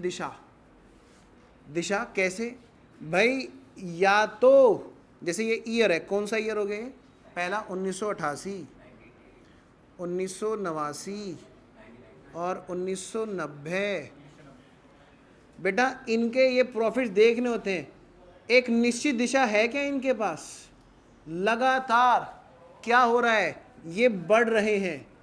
एक ट्रेंड है ना, इसमें दिशा है ना, या तो बढ़ने की या हो सकता है बेटा घटने की दिशा हो, कैसी भी हो सकती है। इसमें हमें ये देखना होता है क्या इनमें एक निश्चित ट्रेंड है, निश्चित ट्रेंड है क्या? बेटा इन दोनों केस में ट्रेंड एग्जिस्ट करता है। ट्रेंड एग्जिस्ट करता है। कभी कभी क्या होता है क्वेश्चंस में, कभी कभी क्या होता है बेटा क्वेश्चंस में प्रॉफिट्स में ट्रेंड नहीं होता। कभी कभी क्या, मोस्टली ऐसा होगा 1988, 1989, 1990। जैसे यहाँ पर प्रॉफिट था, ये बढ़ा फिर घट गया, चाहे थोड़ा सा ही घटाओ, लेकिन या इतना ही रहा थोड़ा सा। क्या हुआ बेटा, इसमें एक निश्चित दिशा नहीं है, ट्रेंड डजंट एग्जिस्ट। यहाँ पर ट्रेंड एग्जिस्ट करता है, बोलो है कि नहीं? इसके आधार पर, इस कंडीशन के आधार पर हम डिसाइड करते हैं कि हमें वेटेड एवरेज कर रहे हैं कि सिंपल एवरेज कर रहे हैं। क्लियर? अब मजे की बात यह है कि ये सिर्फ बात थ्योरेटिकली है, ये सिर्फ बात थ्योरेटिकली है। स्टडी में एक बार देखना है कि इस बार चेंज आया कि नहीं आया, मैं कल की क्लास में देख के बता दूंगा। अभी तक का पास के बेसिस में बताता हूं। अगर एग्जाम में क्वेश्चन आए थ्योरी का, तो आपको जवाब देना है कि ट्रेंड एग्जिस्ट करता है तो वेटेड एवरेज किया जाता है इन एडजस्टेड प्रॉफिट का। ट्रेंड एग्जिस्ट नहीं करता है तो वेटेड एवरेज नहीं किया जाता है। क्लियर? क्या किया जाता है फिर? Simple average. अब चक्कर क्या है कि पुराने क्वेश्चन सीबीटी क्या आईपीसीसी लेवल तक पर ये गलतियां हैं न्यूमेरिकली। सीए इंस्टीट्यूट दो तरह की चीजें कर रहा है, थ्योरेटिकली तो बात बिल्कुल सही समझा रहा है, सीए फाइनल पे भी चैप्टर है इसलिए मेरे को पता है। थ्योरेटिकली तो बिल्कुल सही कह रहा है, ट्रेंड है तो वेटेड एवरेज, ट्रेंड नहीं है तो सिंपल एवरेज। कैसे होता है अभी करके दिखाऊंगा। लेकिन जब बात आती है न्यूमेरिकली, वो आंख बंद करके, चाहे ट्रेंड दे रखा हो क्वेश्चन में ना दे रखा हो, वो सिंपल एवरेज करता आ रहा है अभी तक, पास्ट ईयर तक। तो पुराने जो क्वेश्चंस होंगे स्कैनर में, उसमें आपको सॉल्यूशन ऐसे मिलेगा। सर प्लीज दरवाजा बंद कर देना, सर प्लीज सर दरवाजा बंद कर देना, दरवाजा बंद कर दीजिए प्लीज, हटा दीजिए, पापा की आवाज बोलती जा रही है। हाँ जी, मेरी बात समझ गए? तो बेटा ध्यान देना, एग्जाम के हिसाब से दो तरह की चीजें आपको सिखा रहा हूं। थ्योरेटिकली आए तो आपको ध्यान में रखना है, थ्योरेटिकली आंसर देना है कि ट्रेंड एग्जिस्ट होने पर वेटेड एवरेज होता है। लेकिन न्यूमेरिकली आए तो आंख बंद करके, चाहे ट्रेंड एग्जिस्ट करता हो तब भी आप सिंपल एवरेज करेंगे। बस एक बार घर जाके आज चेक करेंगे क्या स्टडी मैट के क्वेश्चंस में चेंज हो गया है। अगर नहीं चेंज हुआ है तो बेटा ऐसे ही करना है। वैसे मैं भी कल देख के बता दूंगा आपको। अगर वो चीज़ ठीक हो गई है स्टडी मैट में, तो फिर न्यूमेरिकल भी हमें सही चीज़ लेके चलनी पड़ेगी। ठीक है, फिलहाल हम बात आज समअप कैसे करेंगे कि थ्योरेटिकली ट्रेंड दिया हो तो ही एवरेज वेटेड वाला होगा, अदरवाइज सिंपल होगा। न्यूमेरिकली सब पर हम सिंपल लगाएंगे एग्जाम में नंबर लेने के लिए। ठीक है, आइए जी कैसे लगाते हैं देखो जरा। बेटा सपोज करो 1988 का 10,000 रुपये प्रॉफिट है, ये करेक्ट प्रॉफिट। इसका है बेटा 11,000 और इसका है बेटा 9,000। ट्रेंड नहीं एग्जिस्ट कर रहा है, ट्रेंड नहीं एग्जिस्ट कर रहा है, मैं इसको यहां पर बना रहा हूं, ट्रेंड नहीं एग्जिस्ट कर रहा है। 1988, 1989, 1990 इसका प्रॉफिट है 10,000, इसका प्रॉफिट है 11,000 और फिर इस वाले का प्रॉफिट है 9,000। बेटा तो ऐसे केस में क्या करेंगे हम लोग, सिंपल एवरेज निकालेंगे। यानी एवरेज जो आएगा 10,000 प्लस 11,000 प्लस 9,000 डिवाइड बाई 3, हाँ जी 10,000 एवरेज आया। ये है बेटा एवरेज प्रॉफिट। क्लियर? दूसरा एग्जांपल वेटेड एवरेज के केस में हम कैसे करेंगे। सपोज कीजिए यहाँ पर 1988, 1989 और 1990। अब की बार मैं यहाँ पर चेंज करता हूँ एग्जांपल। तीसरे ईयर में प्रॉफिट घटा नहीं बल्कि बढ़ा, 12,000, 10,000, फिर थोड़ा सा बढ़ा 11,000, फिर थोड़ा सा और बढ़ा 12,000। अब की बार हमें क्या करना है बेटा, वेटेड करना है। यहाँ पर ईयर्स कैसे कहते हैं वेटेड, 1988, फिर 1989, फिर 1990। बेटा यहाँ पर हम लिखेंगे एडजस्टेड प्रॉफिट्स को। प्रॉफिट कौन से जो कि एडजस्टेड है, कितने कितने हैं, 10,000, 12,000 और 12,000। अब इनको बेटा एक वेट देना है और उस जैसे सिग्मा एफ एक्स टाइप से होता है ना, आप लोग sigma F X upon N करते हो, वहाँ पर एफ करते हो अलॉट, तो यहाँ पे आ जाएगा बेटा फिर क्या आएगा, इसको प्रोडक्ट। अच्छा इनमें से कोई एक एक्स होता है, चलो मैं लिख लेता हूँ, आप अपने हिसाब से देख लेना। और ये क्या होता है बेटा, एफ एक्स इसको नाम देते हैं प्रोडक्ट। फिर इनका टोटल आएगा एन, हाँ एफ का ही तो आता है इनको हाँ, ये क्या आएगा बेटा sigma F X, sigma F X. फिर वेटेड एवरेज कैसे निकलेगा बोलो, हाँ sigma F X divided by N. ठीक है बच्चों, ये हमें निकालना है। अब चक्कर क्या है कि मैं, बोलो बेटा वेट बोलो, 1 2 3। मैं ये कह रहा हूं कि यहां पर मैं 1 2 3 ऐसे ही क्यों दूं? अगर ये ईयर 1990, 1989, 1988 होते, देख रहे हो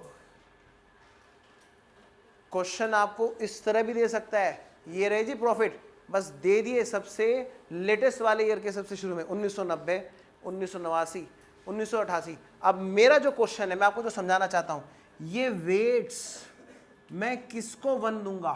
सोचना है बेटा, सोचना है किसको 1 किसको 3। इसका भी अपना एक अच्छा खासा कॉन्सेप्ट है, ठीक है ना, बकायदा इसके ऊपर थ्योरी का क्वेश्चन है। तो सुनो मेरी बात ध्यान से, एक बहुत छोटे से यहाँ पे मैं एक हंसी मजाक वाली बात समझाता हूँ। आप लोग क्लास में बैठे हो, बोलो बैठे हो ना, आपके बराबर वाले को देखो जरा ध्यान से, और देखो ये आपका दोस्त है। अब सुनो मेरी बात ध्यान से, अब ये बताओ इस पे ज्यादा भरोसा करते हो या उस पे जो बचपन से साथ था, 5-10 साल साथ थी, जो भी था, और हाँ और बहुत दिल से साथ था या थी, और आप बिछुड़ गए, आज वो आके आपसे मिला? बोलो बेटा बराबर वाले से। सर इसकी क्लास के साथ क्लास में रहना है, बताओ अच्छा सच्चे मन से बताओ, उस पर विश्वास ज्यादा है कि इस पर? अच्छा बताओ, अबे खुद का तो ऑप्शन ही नहीं, ए और बी है बस यहाँ पर। अच्छा उस पर या इस पर?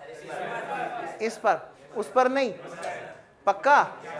फिर तो सही जा रहे हो, पता है कुछ भरोसा है। वो आज आया, पता चला वो कृति का मर्डर करके आया था, और आके गले मिला, पुलिस आई पीछे, वहाँ वहाँ बेटा आई थी, ये कह रहा आई थी भाई, उसका पता ही नहीं है, उसका भरोसा कम है। क्या उसका भरोसा कम है कि आज भी वो वैसा हो?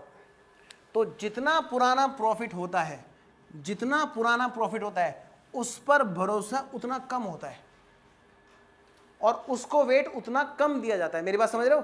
क्वेश्चन चाहे उल्टा लिख ले चाहे सीधा लिख ले, वेट हम उसको कम देंगे जो सबसे पुराना होगा। वेट देने का पर्पस क्या होता है? ट्रेंड, उसके ट्रेंड की श्योरिटी को जाहिर करना। ठीक है, मैं इसको वापस से सही लिख रहा हूं, 1988, 1989, 1990। वेट सबसे पहले, ये नहीं कि सबसे शुरू में लिखा था सर इसलिए हमने 1 दे दिया। 1 2 और 3। बेटा बताओ प्रोडक्ट। हाँ जी 22,000, 36,000 टोटल बोलो। तुम पहले ये लड़ दो, फिर तो 5 और एक 6, 60,000, 68,000। बोलो बेटे बोलो, टोटल तीनों होते 5 और एक 6, 68,000 डिवाइडेड बाई 6। हाँ जी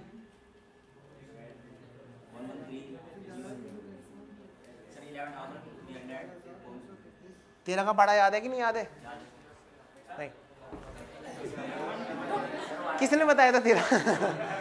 बोलो देखो मेरे को सिर्फ 14 का पढ़ा याद नहीं, 13 का याद है मेरा। 11300।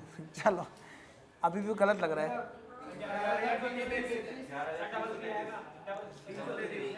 हाँ जी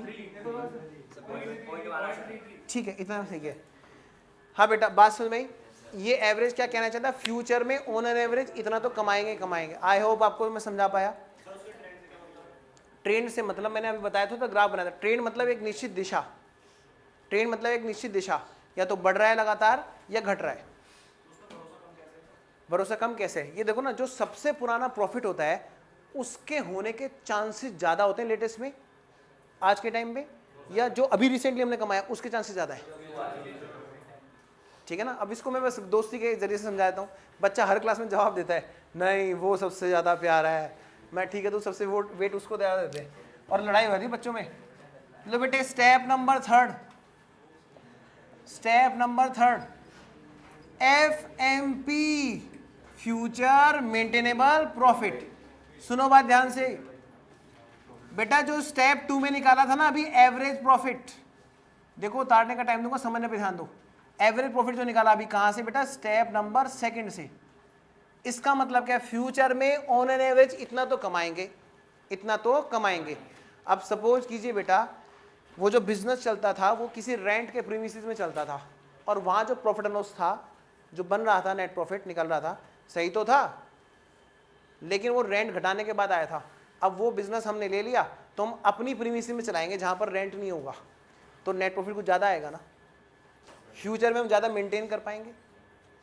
बात समझ रहे हो? एक आदमी जब किसी बिजनेस को खरीद रहा है तो वो ये सोच के नहीं खरीद रहा उसने क्या कमाया, वो ये सोच के खरीद रहा है ये बिजनेस अपनी मेहनत से सही मेरे को क्या कमा के देगा फ्यूचर में, उसी बात के तो मैं पैसे दूंगा इसको।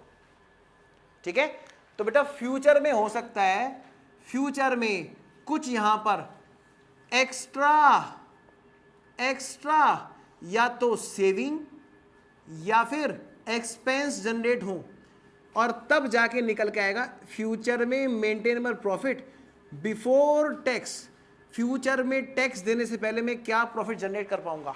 मोस्टली आपको एग्जांपल में इसमें क्वेश्चन में क्या मिला करेगा, manager salary will be increased, manager salary will be decreased, इस टाइप से बातें होंगी कि फ्यूचर में क्या होगा, इसके बाद में रेम्युनरेशन बढ़ाना पड़ेगा या रेम्युनरेशन बच जाया करेगा, इस टाइप से कुछ बात होगी। बेटा उसको एडजस्ट कर देंगे और क्या निकलेगा, future maintain profit before tax, इसमें से घटाएंगे हम टैक्स और निकल आएगा FMP आफ्टर टैक्स, जिसको हम मल्टीप्लाई करेंगे कहां पर बेटा, गुडविल में। गुडविल निकालने के लिए पढ़ा था ना हमने, FMP multiplied by number of years purchase,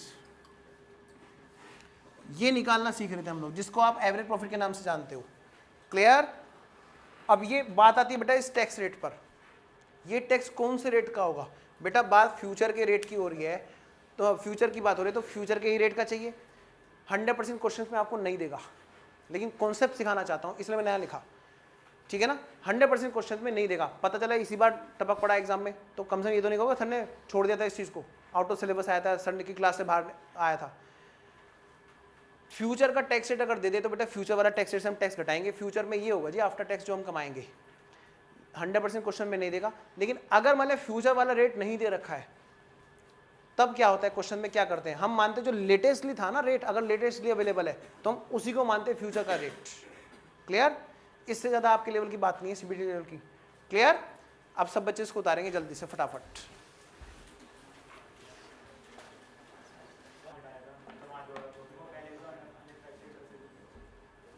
future में क्या हुआ करेगा, वो बिजनेस तो सही निकाल रहा है।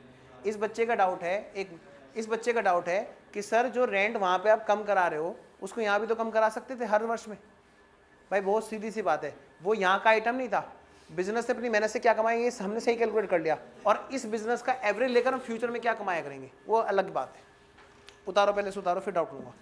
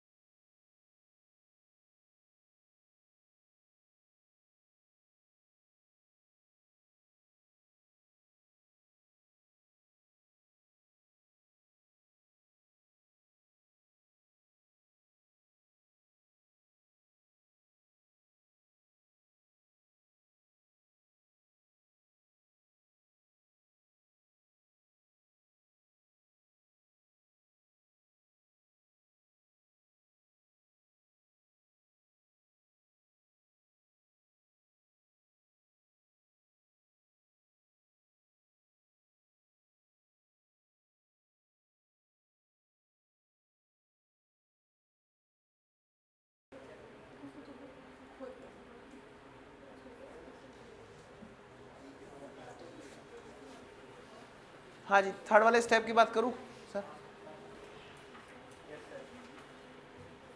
पहले उतार लो सर।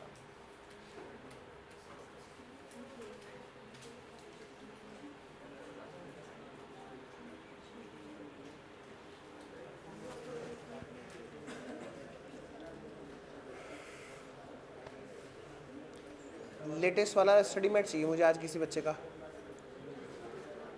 स्टडी मेट है नहीं, लेटेस्ट नहीं होगा ना, अभी अभी रजिस्टर जिसने कराया। स्टडी मटेरियल सी इंस्टीट्यूट का, ठीक है, थैंक यू बेटा। यस, ये रख लो।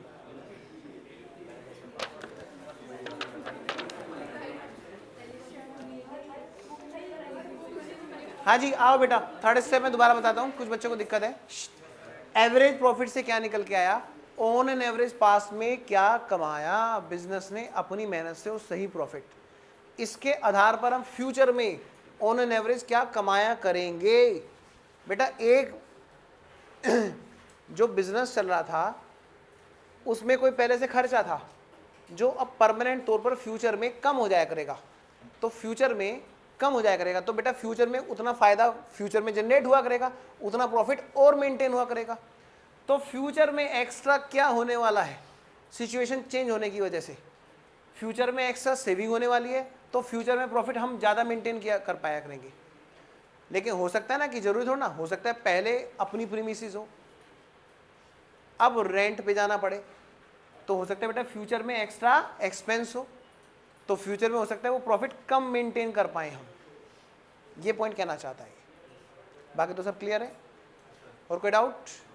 चलो आज की क्लास तो मैं पार्टनरशिप की तो यहीं रोकता हूँ, ठीक है ना। अगर कोई बच्चा पुराने डाउट्स पूछना चाहता है वो पूछने बैठ जाए, ठीक है ना। 15 मिनट का ब्रेक है, 10:30 बजे क्लास होगी।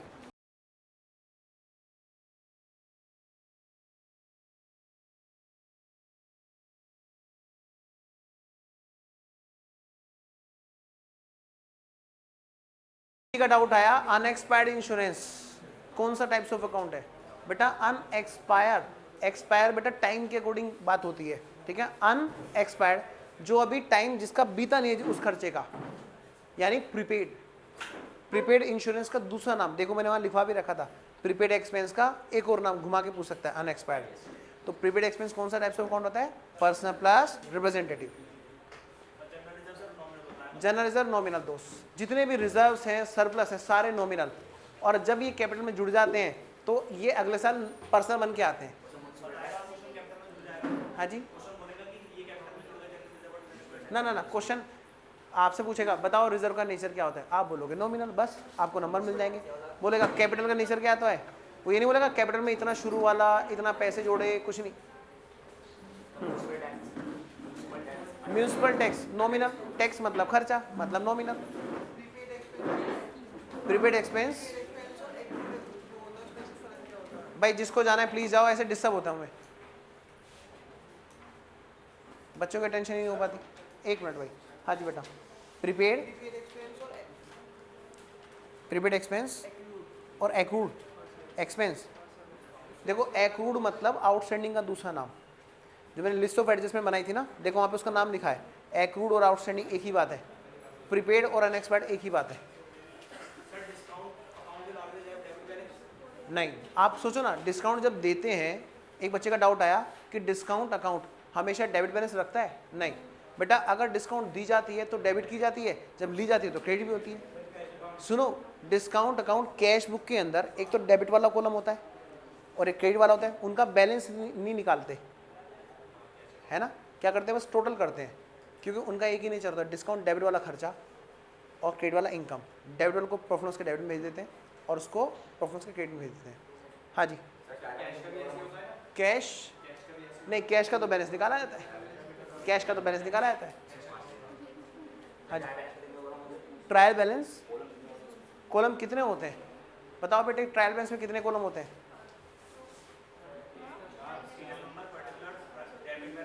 Serial number, particulars, debit balance, credit balance, एक और होता है एलएफ,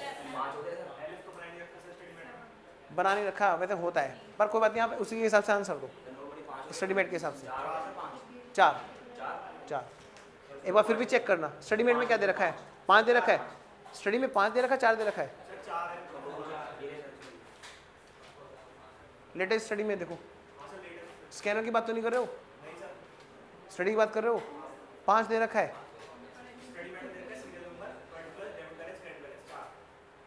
4 कॉलम, 4 देना है फिर आंसर दिखाना। लेटेस्ट स्टडी है, 1 मिनट।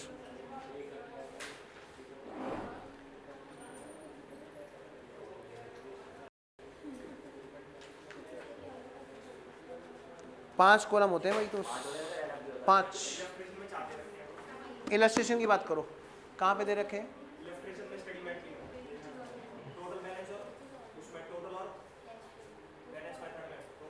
दिखाओ मुझे, दिखाओ, वहीं की बात कर रहे हैं, है बेटा? निकाल के दिखाओ। ऐसा ना कोई बात नहीं बेटा, कुछ चीज़ें ऐसी होती हैं जहाँ पर हमें सी इंस्टीट्यूट के से नंबर लेने के लिए कॉम्प्रोमाइज़ करना पड़ता है।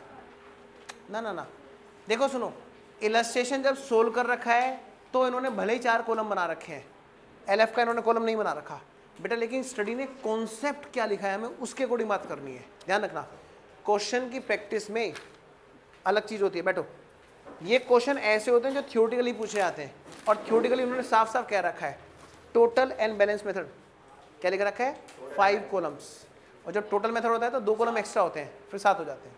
आंसर मिल गया। मैं दोबारा क्वेश्चन का आंसर रिपीट कर रहा हूँ। क्वेश्चन क्या है, ट्राई बैलेंस में कितने कॉलम होते हैं? आंसर है 5, और ये है बैलेंस मेथड के अकॉर्डिंग। ठीक है, बैलेंस मेथड के अकॉर्डिंग टोटल कितने कॉलम होते हैं ट्राई बैलेंस में? Answer is 5। अगर टोटल मेथड के अकॉर्डिंग देखें तो हमारा क्वेश्चन क्या है, ट्राई बैलेंस में कितने कॉलम होते हैं टोटल मेथड के अकॉर्डिंग? तो आंसर है 7, 2 कॉलम एक्स्ट्रा होते हैं। क्लियर? देखो, ठीक है, ट्राई बैलेंस एक स्टेटमेंट है। स्टेटमेंट मतलब बेटा, स्टेटमेंट क्या होता है, हम बोलते हैं बस, वहाँ पे वो लिखते हैं, ये रफ होता है, ये एक रफ होता है। आप कभी देखना, ट्राई बैलेंस एक रफ होता है, उसका कोई यूज़ नहीं होता। जैसे देखो, चीनी को कोई नहीं पूछता, कोई नहीं पूछता, पत्ती को कोई नहीं पूछता, दूध को, सीधा चाय को पूछते हैं, फाइनल आउटपुट। यही काम यहाँ पे है। तो वो जो रॉ मटेरियल है, वर्क इन प्रोग्रेस, उनको कोई नहीं पूछता, फाइनल आउटपुट क्या है ये पूछते हैं, वो है मेन। इंटरेस्ट रिसीवेबल क्या? बिल्कुल पर्सनल है, क्योंकि वो किसी पर्सन से इंटरेस्ट रिसीव करना है। Try balance dash create accuracy. बेटा ऑप्शन आपने दिए नहीं, पर कोई बात नहीं, इसका आंसर मैथमेटिकल है। ट्राई बैलेंस से क्या होता है, सिर्फ मैथमेटिकली एक्यूरेसी चेक होती है, उससे अकाउंटिंग वाइज नहीं देखते। अर्थमेटिक बोल सकते हैं, एक ही बात है, मैथ और अर्थमेटिक ही है। कैरिज इनवर्ड और आउटवर्ड। ट्रायल बैलेंस में पूछ रहे हो ना, कॉन्ट्रैक्टरी। बेटा ट्रायल में दोनों खर्चे हैं, डेबिट साइड आएंगे, इसलिए कॉन्ट्रैक्टरी नहीं है। ट्रायल बैलेंस में कौन कौन सी चीज कॉन्ट्राडिक्शन है, मतलब अपोजिट साइड है एक दूसरे के, वो हमें ढूंढना है। अब कैरिज इनवर्ड और आउटवर्ड होता नॉमिनल डेबिट बैलेंस है, आएगा ट्रायल में एक साइड, इसलिए अपोजिट नहीं है।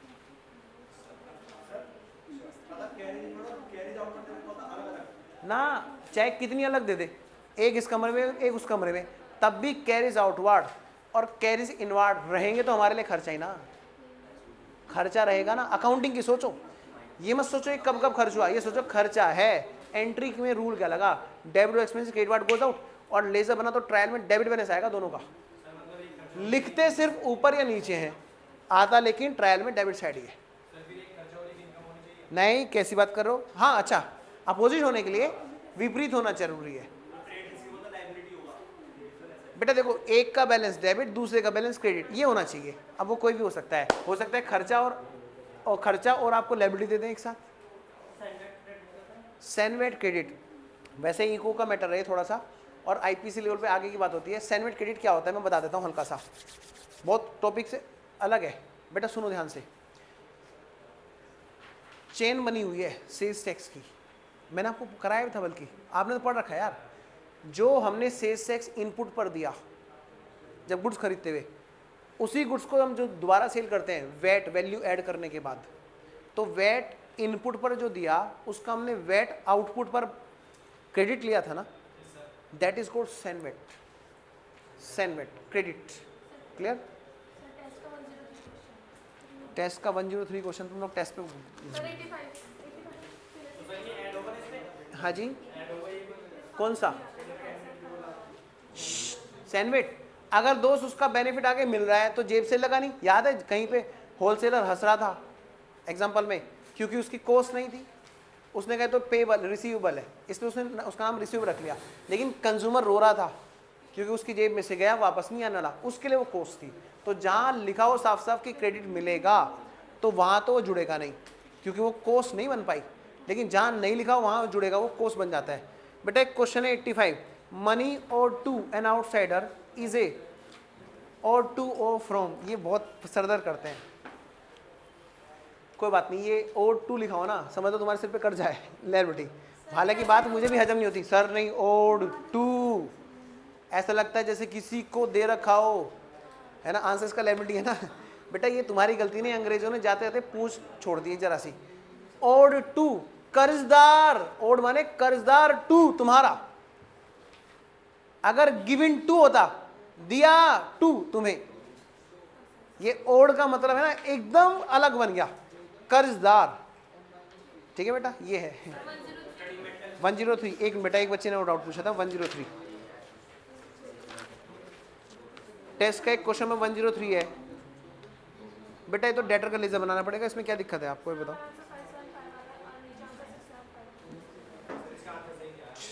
सही नहीं आया बेटा, ऐसा हो ही नहीं सकता।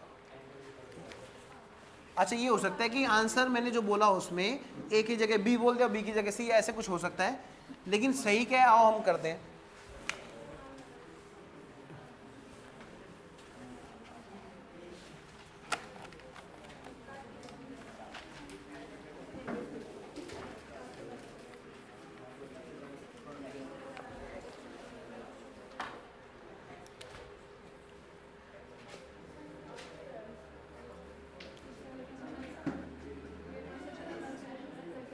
मैं एक काम ना करूं, इसका लेजर ही बना दूं। क्वेश्चन में चुप, डेटर अकाउंट बनाना है। ओपनिंग बैलेंस था 30,000 का। डिस्काउंट गिवन टू डेटर, बोलो डेबिट में आएगा क्रेडिट में आएगा? डिस्काउंट तो डेबिट है, लेकिन डेटर को तो क्रेडिट करेंगे ना, बाय डिस्काउंट। बोलो बेटे कितने रुपए की है ये? 4,000 रुपए की। अच्छा, collection from debtors during the year, cash या फिर बैंक 70,000। बैड डेट्स हमारे लिए लॉस है, bad debts account debit to debtor 3500 रुपये का। बेटा क्लोजिंग बैलेंस दे रखा है 20,000 का। आपसे पूछा क्या, बताओ बताओ कितने रुपए की उधार सेल की। बेटा ये बैलेंस ही फिगर आ जाएगी, कितना है 90 और 4 94 97,500 इधर का टोटल है। लो बेटे 67,500।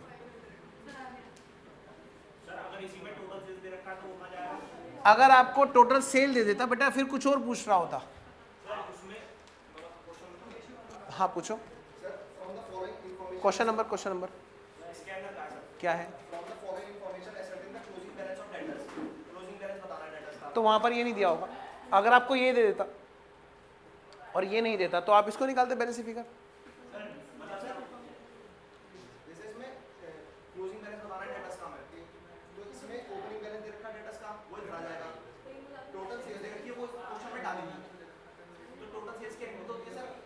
डेटा डेबिट टोटल सेल में से छाटते ना क्रेडिट सेल कितने की है।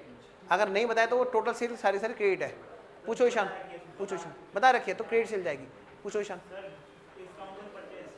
डिस्काउंट ऑन परचेज, बेटा डिस्काउंट ऑन परचेज होती है वो creditors account debit to cash और टू डिस्काउंट, जो उस टाइम पर मिलती है क्रेडिटर्स से मिली हुई डिस्काउंट ऑन परचेज होती है। आप नहीं समझेंगे इसको ट्रेड डिस्काउंट की तरह, ये कैश डिस्काउंट है। पूछो डाउट पूछो।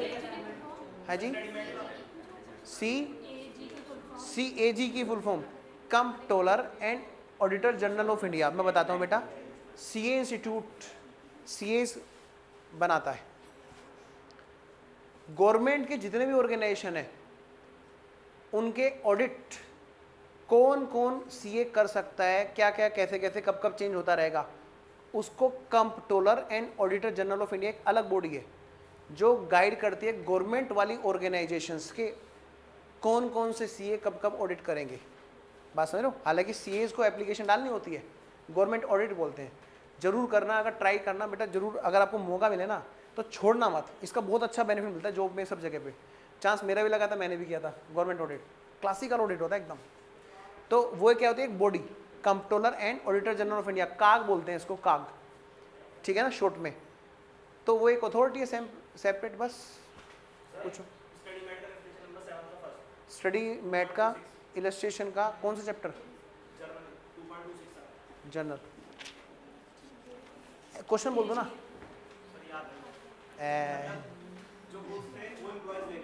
गुड्स एम्प्लॉय ले गए, एक डाउट है इनका, सुनो। गुड्स एम्प्लॉय ले गए,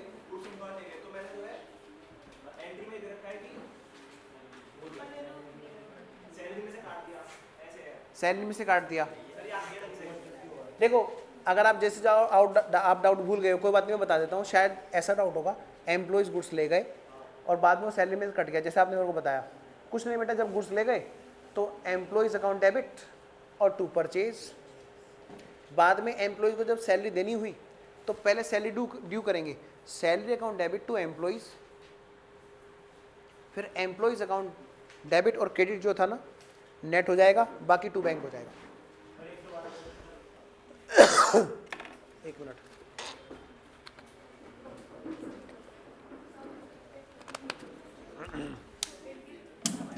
टेस्ट का 112 नंबर।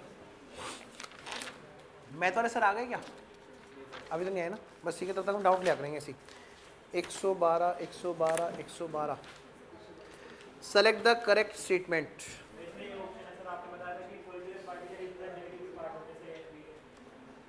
112 नंबर, वो तो कुछ और है।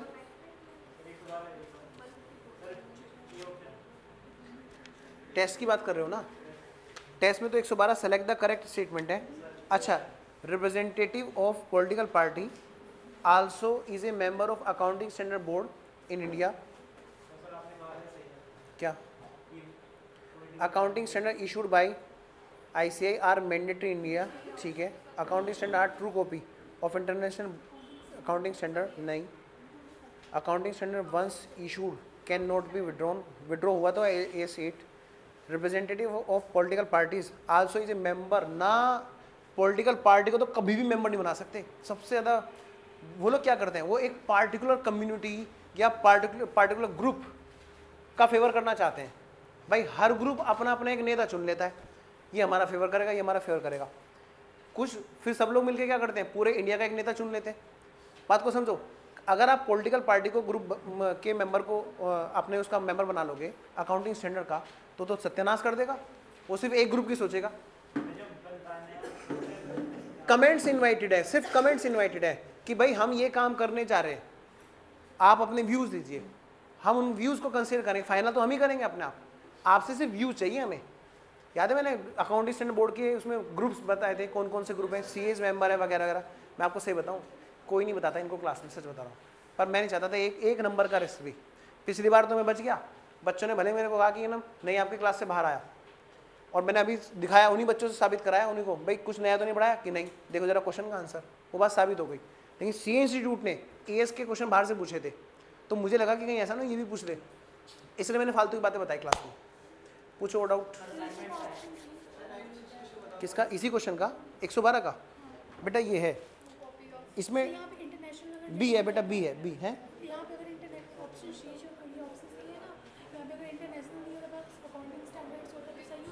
Accounting standards are copy of accounting standard, बेटा वो तो बात सेंटेंस नहीं बनता ना बाबू।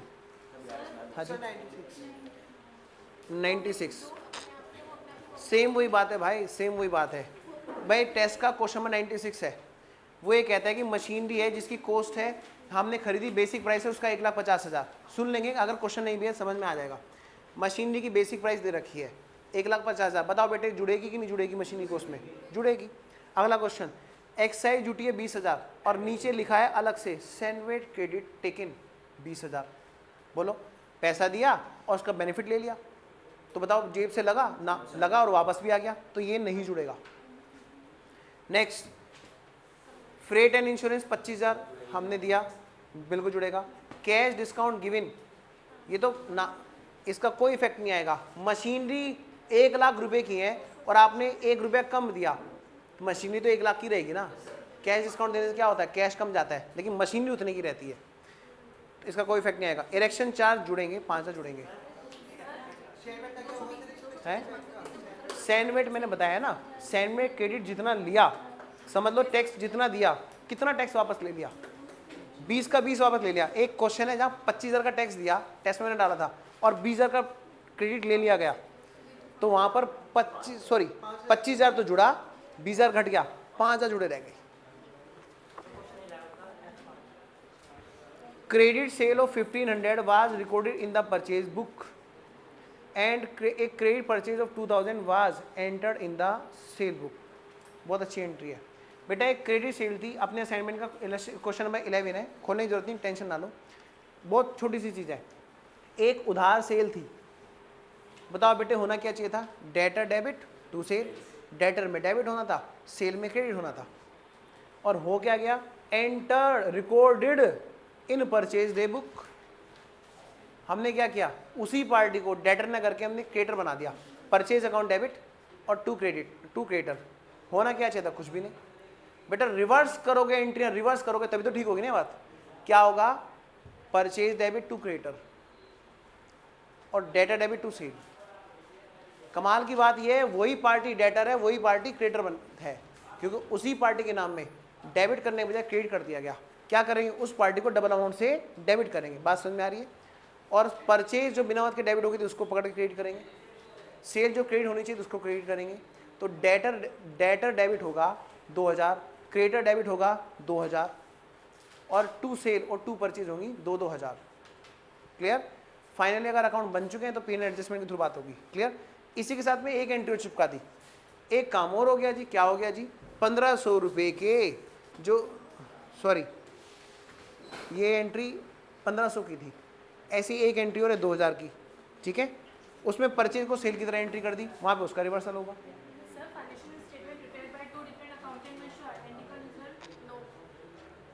क्या दोबारा बोलना, financial statement prepare by 2 different accountant will always show the same result. नहीं बेटा, हर कोई मैंगो शेक एक जैसा नहीं बनाता। मैंगो एक जैसा होता है, सुनो मेरी बात पहले ध्यान से, मैंगो एक जैसा होता है, चीनी एक जैसी होती है, दूध एक जैसा होता है, बनाने वाला अलग अलग तरीके से बना देता है। कई बार क्वेश्चन यही तो है कि हर कोई मैंगो शेक एक जैसा बनाता है, नहीं ना, यही काम यहाँ पे। हर कोई फाइनेंशियल स्टेटमेंट का फाइनल रिजल्ट एक ही जैसा आएगा अकाउंटेंट के द्वारा, क्योंकि सारे अकाउंटेंट एक जैसा रिजल्ट कई बार नहीं दे पाते, अकाउंटिंग सही नहीं हो पाती वहाँ पे बेटा, इसलिए आंसर गलत है।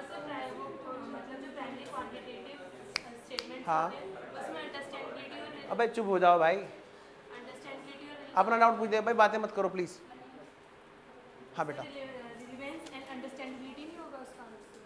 बाबू, उसमें ना स्टडी मेट में, पुराने वाले स्टडी मेट में 2 आंसर एक साथ हैं, इसलिए वहाँ कंफ्यूजन है।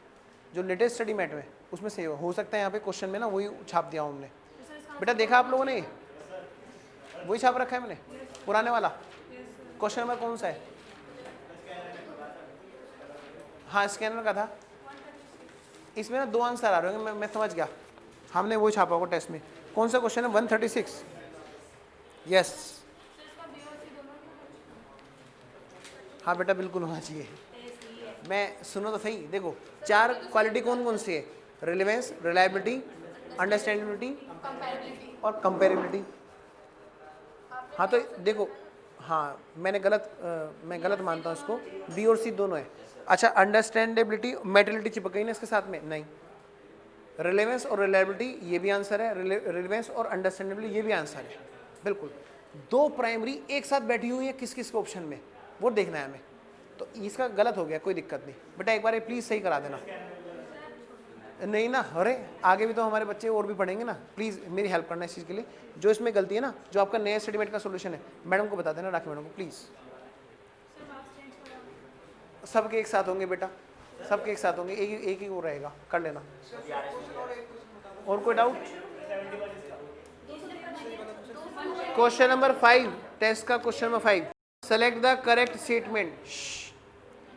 करेक्ट स्टेटमेंट क्या है इनमें से?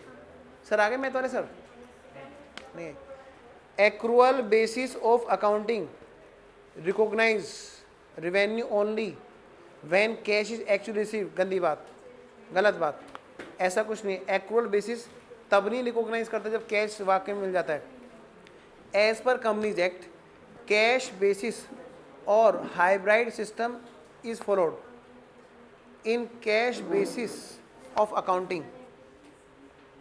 एक्रूअल रिसीप्ट ऑफ कैश और disbursement of cash is point of recognise the income. नहीं, cash basis of accounting recognise revenue only when the goods are deliver. गलत बेटा, बी आंसर है इसका, बी है। चलो फिर नेक्स्ट क्लास में लेते हैं बाकी डाउट है। हाँ जी 71। चलो एक 71 और लास्ट डाउट लेता हूँ मैं, प्लीज बेटा ब्रेक ले लो जिसे लेना हो, मैं इतने 5 मिनट सर से बात कर लूँगा बहाने से। 71 which of the account is और are generally opted under single entry system of accounting. इनका तो देख के बताना पड़ेगा दोस्त। 71 का क्या आंसर दे रखा है? देखो पर्सनल तो है, सिर्फ पर्सनल, समझ गया। मैं बताऊं इससे कैसे है पर्सनल। सी, परचून की दुकान सोचो, वो डबल एंट्री तो नहीं करती, वो कौन सी चीज़ों को लिखती है? जो कैश आया तो नाम नहीं लिखती किसी का, गले में डाला कैश, बाय बाय। जो उधार लेके आएगा बस पर्सन के नाम लिखेगी, पर्सनल अकाउंट। चलो बच्चों बाय।